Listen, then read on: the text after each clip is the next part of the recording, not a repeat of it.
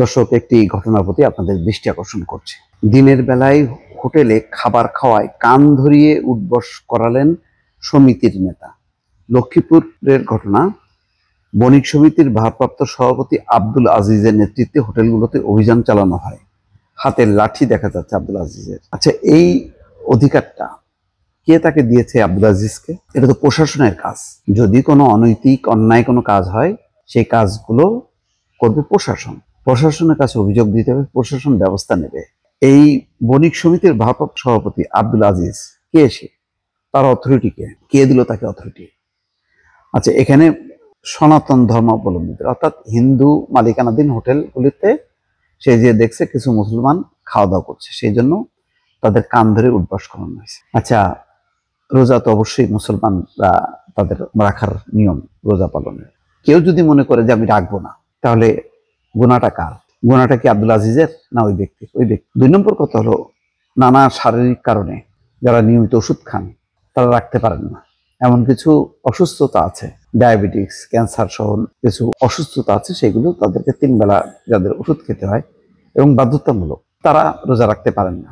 তারা তার বদলে নামাজ টামাজ পড়ে অন্যভাবে তারা এটি পালন করেন বা সেই ধর্ম আদায়টা করেন। তো এখানে আব্দুল আজিজকে, সে কি ধর্মীয় নেতা?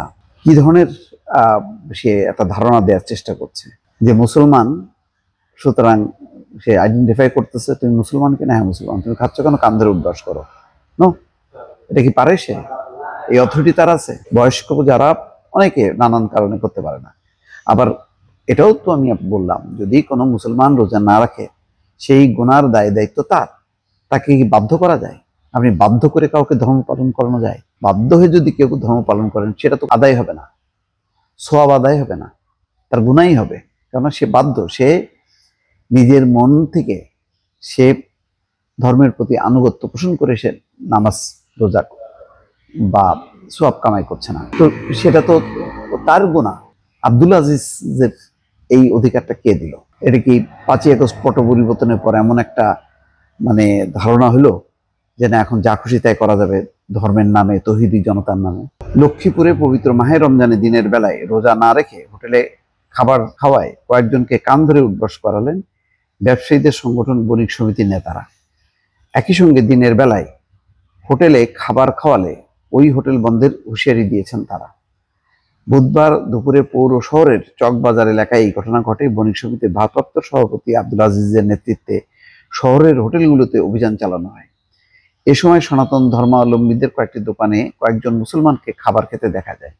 এতে শাস্তি হিসেবে তাদের কান ধরে উঠবাস করান। কি আশ্চর্য ব্যাপার! এই ধরনের অথরিটি নিয়ে তারা অলরেডি কাজ শুরু করে দিচ্ছে। এছাড়া দিনের বেলায় মুসলিম কেউ দোকান বা খাবার হোটেলে গিয়ে খাবার খেলে সেই দোকান বন্ধ করে দেওয়া হবে বলেও হুঁশিয়ারি দিয়েছেন সমিতির নেতারা। এই জন্য এরশাদ আমলে একটা করা হয়েছিল, পর্দা টাঙাইতে হবে, চাদর দিয়ে ঢেকে রাখতে হবে খাবারের দোকানগুলোতে। কেউ অসুস্থতা যেন কারণে বা সফরে থাকার কারণে সে যদি কোনো কারণে রাখতে না পারেন, আমাদের বয়স্ক অনেকে আছেন পারেন না, তার শারীরিক কন্ডিশন আর সাপোর্টই করে না, তো সে খাবার খাবে না। আব্দুল আজিজকে কি এই ধরনের কোনো বিচারকের আসনে বসানো হয়েছে? আব্দুল আজিজ বলছে, রমজান মাসে সনাতন ধর্মাবলম্বীদের কয়েকটি দোকানে গিয়ে কিছু মুসলমান খাবার খাচ্ছেন, তাদের দোকানগুলোতে যেন মুসলমানদের কেউ খাবার খেতে না পারেন অভিযান পরিচালনার মাধ্যমে সে বিষয়ে সতর্ক করা হয়েছে। তবে হিন্দুদের খেতে বা দোকান খোলা রাখতে কোনো বাধা নেই। এই ব্যাপারে জানতে চাইলে সদর উপজেলা নির্বাহী কর্মকর্তা জামশেদ আলম রানা বলেন, এই বিষয়ে মাসিক আইন শৃঙ্খলা সভা বা প্রশাসন থেকে বণিক সমিতির নেতাদের কোনো নির্দেশনা দেওয়া হয়নি। তারা এভাবে ব্যবসা প্রতিষ্ঠানে অভিযান চালাতে পারে না। কোনো ব্যবসায়ী অভিযোগ করলে তদন্ত করে ব্যবস্থা নেওয়া হবে। আর ব্যবস্থা নেওয়া হবে, এটা তো ভয়ে কেউ অভিযোগ করবে না।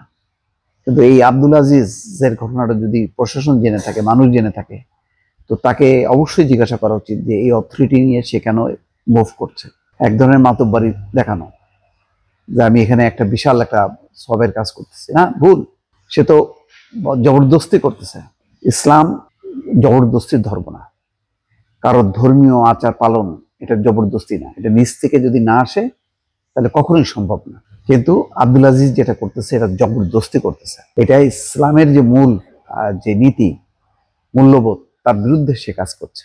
দর্শক, আমি জানি না আমার এই ভিডিওর রিয়াকশন আপনারা কি দেবেন।